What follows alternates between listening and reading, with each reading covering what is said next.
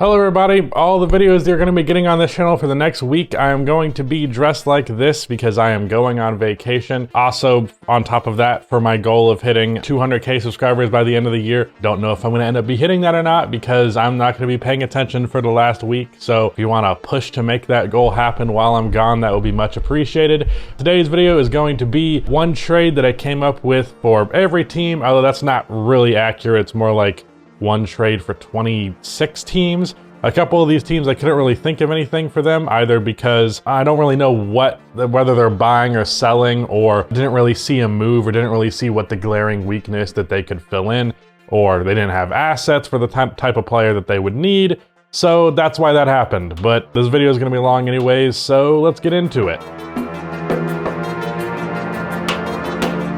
I already kind of said the subscribe thing in the intro, but we're doing it again. Half of the people who watch these videos are not subscribed, so if you fall on that 50%, then please subscribe. Also drop a like, only takes 1 second and it makes a massive difference. The Brooklyn Nets receive Daniel Theis. The Houston Rockets receive Javon Carter, James Johnson, and Day'Ron Sharpe. You might have to throw a second round pick in there, but I kind of doubt it because I don't think the Houston Rockets are particularly fond of Daniel Theis, being that moving him out of the starting lineup was one of the key reasons why they started to win games. That said, Daniel Theis is a versatile center who could really fit well with what Brooklyn is trying to do. Granted, they're running a lot of small ball center stuff, and I'm still waiting for Nicholas Claxton to really get his opportunity, but he could be a big man that would service what they need.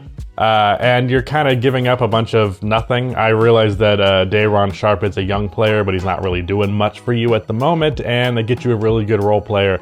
So I think that's a good move. The Chicago Bulls receive Jeremy Grant. The Detroit Pistons receive Patrick Williams, Kobe White, and Derrick Jones Jr. So this is a trade that I've been throwing out a lot because obviously I, as a Bulls fan, want to see one of my favorite players, Jeremy Grant, on my own team.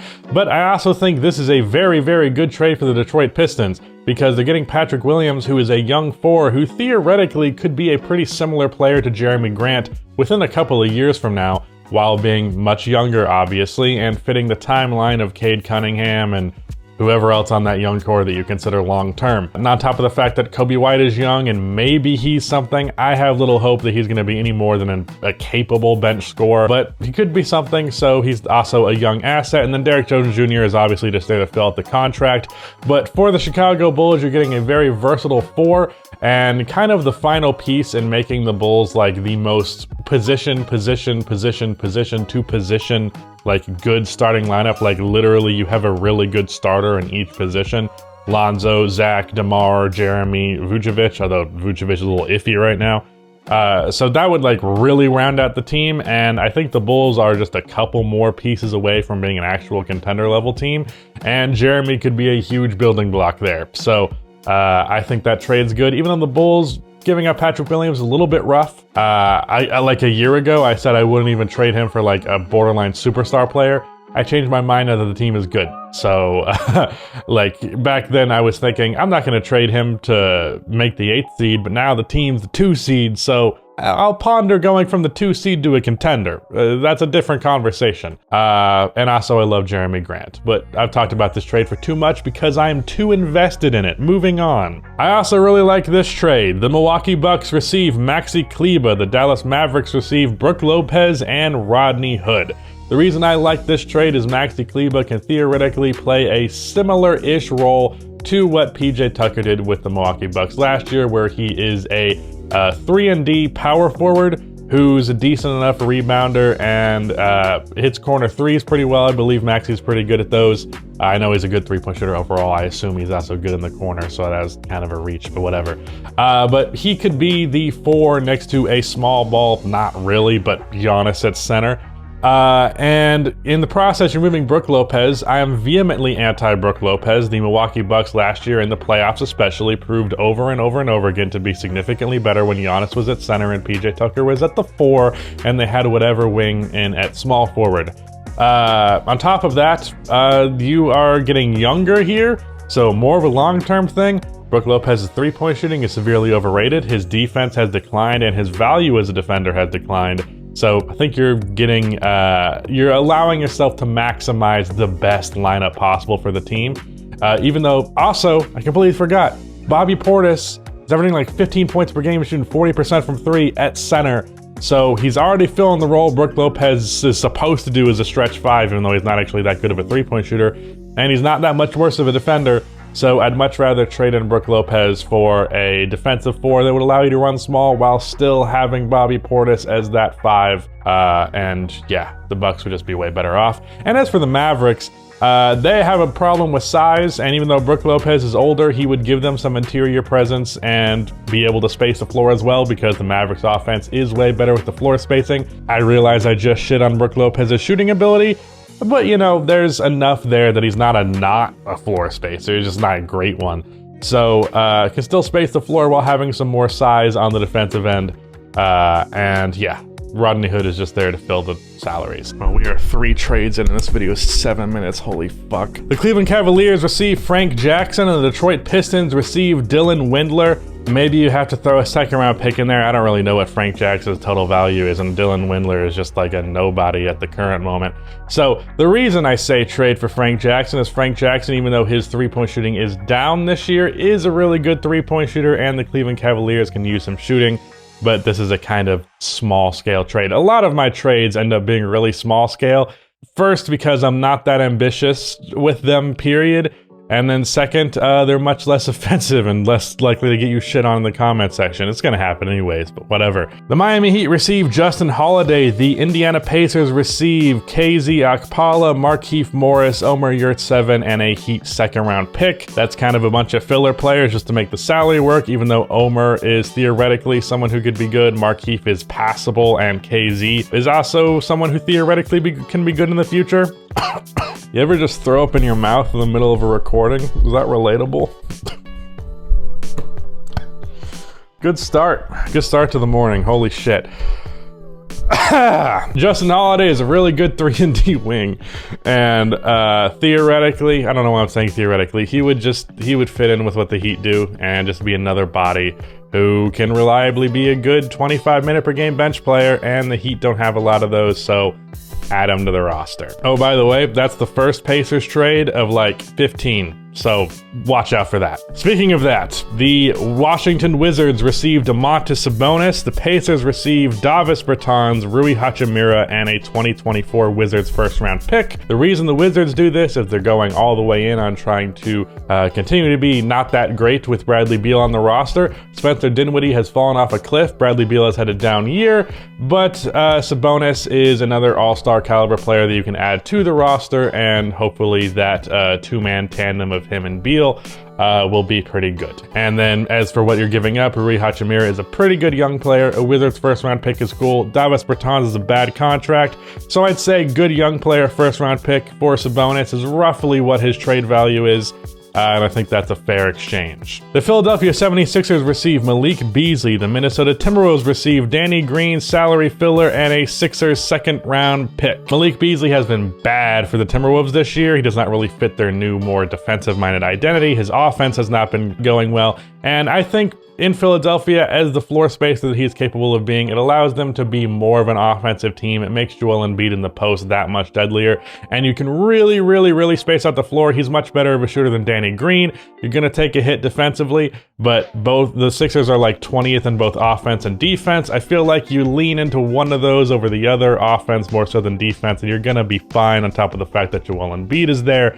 So I think that would be a good move for the Sixers to go on that offensive direction. And then for the Minnesota Timberwolves, Danny Green fits more of the defensive identity that they've had this year, and I think he would fit right in with that. So it'd be a good swap. I think it fits well with both teams. For the Boston Celtics, they receive TJ McConnell. The Pacers receive Juancho Hernan-Gomez, Bruno Fernando, and 3 second-round picks. This one is pretty self-explanatory. The Pacers are selling everything. TJ McConnell is a pretty damn good backup point guard, and he's one of the better backup playmaking point guards in the league. Celtics need playmaking. Their backup guard play is So get some more playmaking out there. Lack of shooting from TJ can be a little bit iffy, but it would work. I promise. I don't know why I'm saying it'd probably work at the end of all of these trades, but whatever. The Hornets receive Miles Turner. The Pacers receive PJ Washington, Mason Plumlee, Ish Smith, and a Hornets 2022 first round pick. PJ Washington, good young player. The Hornets first round pick, I think Miles actually has a similar value to Sabonis, where it's a young player and a pick. Sabonis is a lot better than Miles Turner, but Miles Turner is a more seamless fit, so that's why there's that difference. But yeah, Miles Turner, the Hornets have needed a center forever. And PJ Washington is a really solid 3-and-D young player who could be one of the best role players in the league for like another decade, and you get a first round pick. Fair exchange to me. I could not think of a trade for the Toronto Raptors because they're in that weird purgatory spot where they're like 3 games from the 6th seed and 3 games from the worst team in the league. That's actually an exaggeration. It's probably like 7 or 8. But regardless, the Raptors are not great, but they're not good, but they're not awful. So, and they're in the position where they very easily could buy, they very easily could sell. So instead, I just said, fuck it. I'm just not going to give them a trade, so there's no trade for the Raptors. For the Atlanta Hawks, they received Derek White, Drew Eubanks, and the Spurs received Danilo Gallinari and a 2022 top 5 protected first round pick. Now that I'm saying that out loud, I might put a top 10 protection on that, or like top 7 or something. But Derek White is a guard that I've always thought would pair very, very well next to Trae Young, because he's kind of a jack of all trades, master of none. Pretty capable 3-point shooter, pretty capable playmaker, pretty capable scoring one-on-one, really, really good defensive player.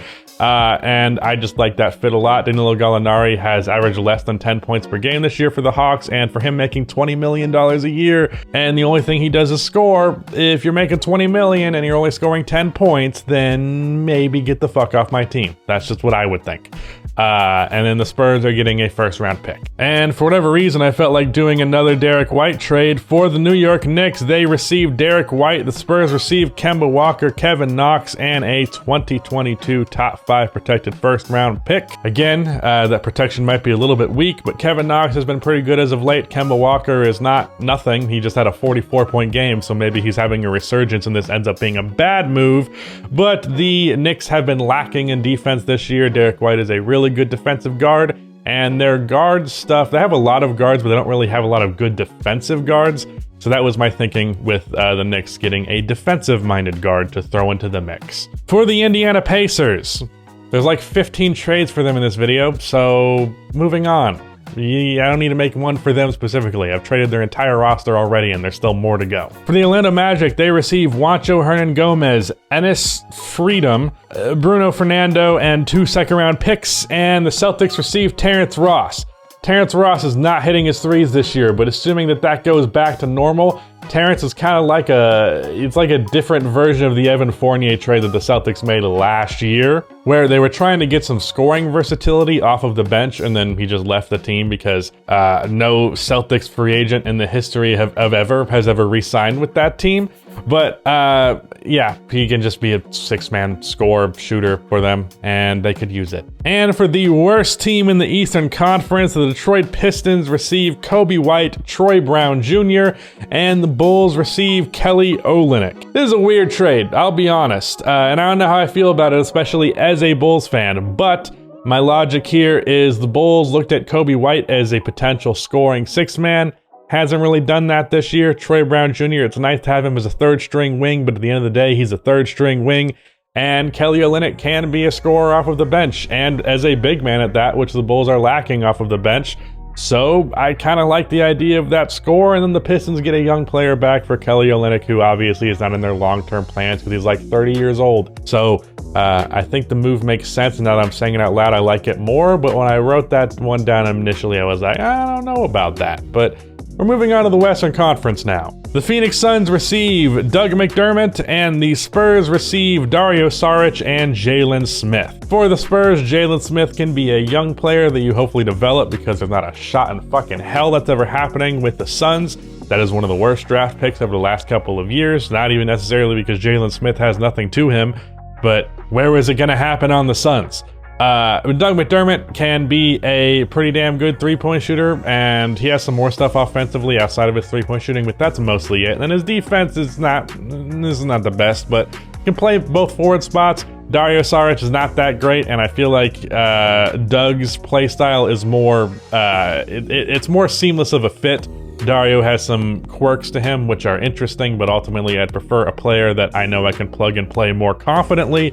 And, you know, Dario Saric not really a part of the rotation, nor is Jalen Smith. So even if Doug McDermott does not end up being a huge part of your rotation either, I'd say he's a better player to have in that position than Dario Saric. That said, I don't think this move is that consequential, and sticking with what they have right now won't really matter because they're like the best team in the NBA, and that's, you know, they don't really need to do that much. And that's the exact reason why I don't have any trade for the Golden State Warriors. I could not think of anything with them. I thought about making a trade where they trade Juan Toscano-Anderson because I want Juan Toscano-Anderson to get starters minutes on a team, but it doesn't make any fucking sense for them to do that. So it doesn't, like, I want it to happen, but there's no logic to it. Oh, also for this next trade, it was at this point that I realized that I could put first round picks in the trade machine that I was using, and I just didn't do that in the Eastern Conference trades, so you'll get it in the second half now. The Utah Jazz receive Cameron Reddish. The Atlanta Hawks receive salary filler and a 2023 Jazz first round pick. The Hawks want a first round pick for Cam Reddish. They're getting exactly that. And Cam Reddish is a point of attack defender who is also a good three-point shooter.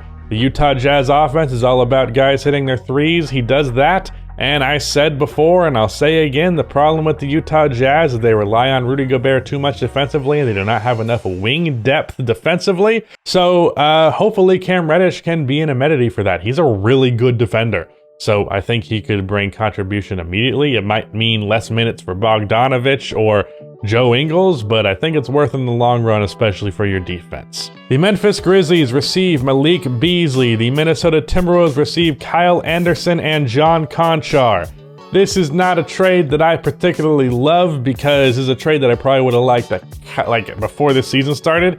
But the Grizzlies' three-point shooting has been like phenomenal this year, and kind of the logic behind this move is get some three-point shooting in there, and Kyle Anderson is, Rudy, you can attest to this. I feel like he's kind of like not all the way there, and like if you remove Kyle Anderson, the Grizzlies aren't the same, but he's kind of there, right? Like a little bit, like at least dipping the toe in that pool.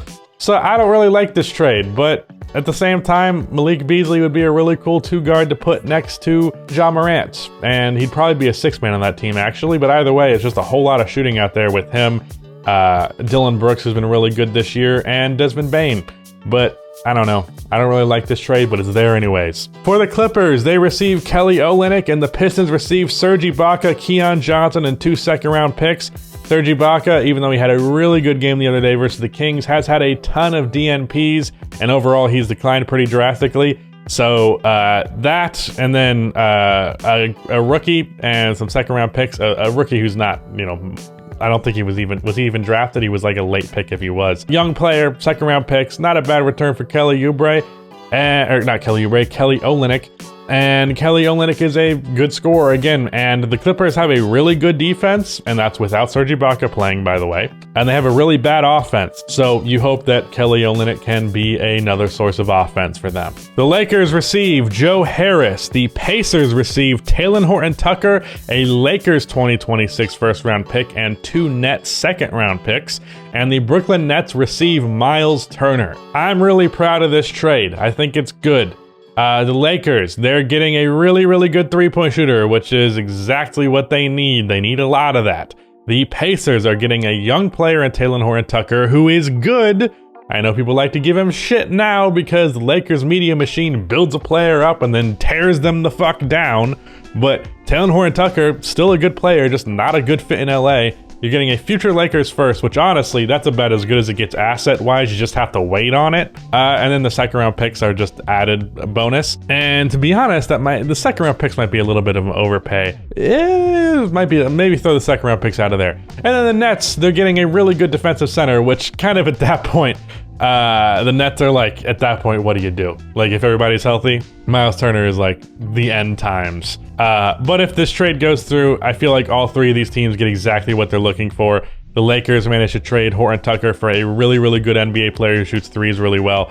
And the Nets get a defensive center who can shoot the three. And the Pacers get young players and assets. That's exactly what they're looking for. So 3 for 3, the rare 3-team trade that actually kind of works. Or I'm out of my mind and everyone hates this trade and I'm delusional. I can never fucking tell with these things. The Dallas Mavericks receive Thaddeus Young. The Spurs receive Reggie Bullock and Trey Burke, and then maybe a second-round pick, but I don't think so.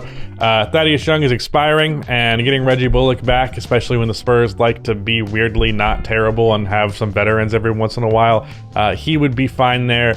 And Thaddeus Young is a really, really good defensive big who is also weirdly a great playmaker, especially last year with the Bulls. So it would be nice to see him on a team where he could get big minutes. In fact, I'd probably fucking start him. He plays small ball center all the time, so play him next to Porzingis, that works out really well. I think that's a good duo right there. It's kind of everything that the Mavericks need. I actually really like this trade now that I'm saying it out loud. So yeah, do it. Who the fuck is their GM right now? Mark Cuban's, whoever Mark Cuban hired. The Denver Nuggets receive Kendrick Williams, and the Thunder receive Austin Rivers and 2 second-round picks. Kendrick Williams is a pretty good 3-and-D forward whose nickname is Kenny Hustle, which tells you all that you need to know. And the second-round picks is a respectable asset in return for him. He's not really a high-value player, but I feel like he's going to be one of those players who isn't really that high valued, but actually is like pretty damn good.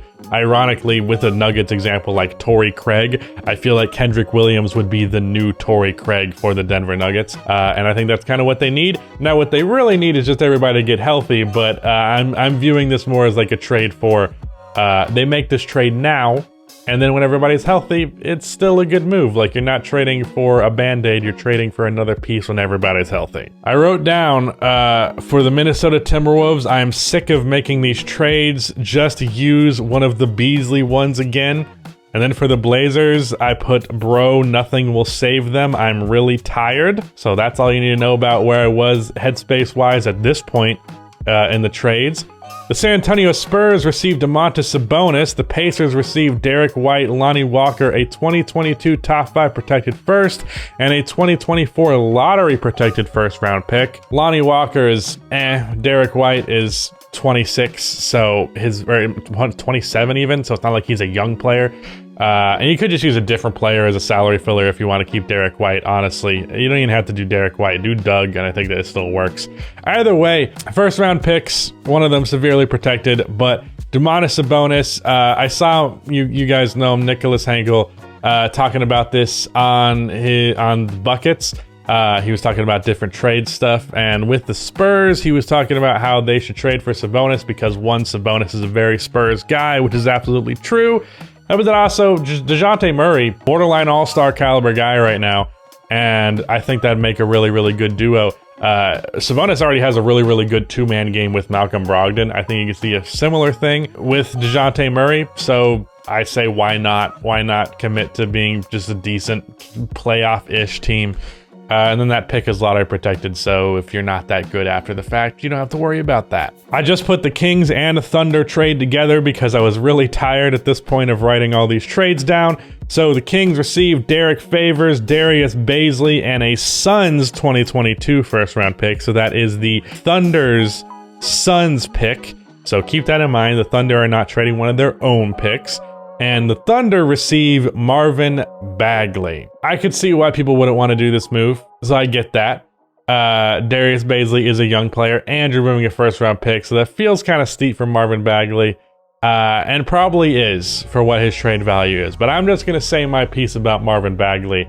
The guy has not had a real opportunity for an extended period of time in the NBA once. The Sacramento Kings acting as though he's just a lost cause is very perplexing to me, and a team is going to trade for him, and if he can be healthy and if they can give him the opportunity, they're gonna look foolish. Or he actually sucks. I guess we'll see. The New Orleans Pelicans receive Chris Boucher, and the Raptors receive Jackson Hayes. I actually could see this end up being a I actually could see this being a 3-team trade where the Raptors send Jackson Hayes elsewhere because I don't know how much interest they would have in him individually. But Chris Boucher's contract is expiring, and he is a small ball center who can shoot the 3 ball at a really elite level. It's not gone in this year, but he was 40% on 5 attempts last year. Better 3-point shooter than Jonas Valanciunas. I realize Jonas is shooting like 46% from 3 right now, but it's on 2 attempts per game. And when the volume is that low, like, I don't know why people are acting like he's just some god tier stretch big, because when the volume's that low, no, that's not the case. But where was I? Chris Boucher is a stretch 5, and that's good next to Zion. So getting him for Jackson Hayes, who's in the G League right now, like his 3rd year in a row in the NBA, I just don't know that's really going to happen with him. And I like that fit on the team, so go for it. And then finally, the Houston Rockets receive Cameron Reddish, and the Hawks receive David Nwaba and a 2023 Nets 1st round pick. Cameron Reddish is a young player and more opportunity, on top of the fact that the one thing the Rockets are lacking long-term is a wing, so Cam Reddish could potentially be that. Because you think you have your guard play with Kevin Porter and Jalen Green. You have your big men kind of already with Christian Wood and... why can't I remember his name right now? Oh, it really bothers me that I can't remember his name. Left-handed power forward who's a really good finisher in the paint. He's like 26, but he's still young, not really. Oh my god. Why can't I remember his fucking name? Can't shoot worth a lick, really good defensively. Oh my god. Whatever. They don't have a 3. And he's a 3. And he's a good shooter this year. And he's a good defender. And he has potential. And again, the Hawks have asked for a 1st round pick. Why can't I remember his name? Fuck it. Whatever. Shout out to Rudy for editing this video. That is the end of this video. Please be sure to like and subscribe for NBA content like this and cue the outro music. Why can't I remember his fucking name? Jae'Sean Tate. His name is Jae'Sean Tate. That's what I was thinking of.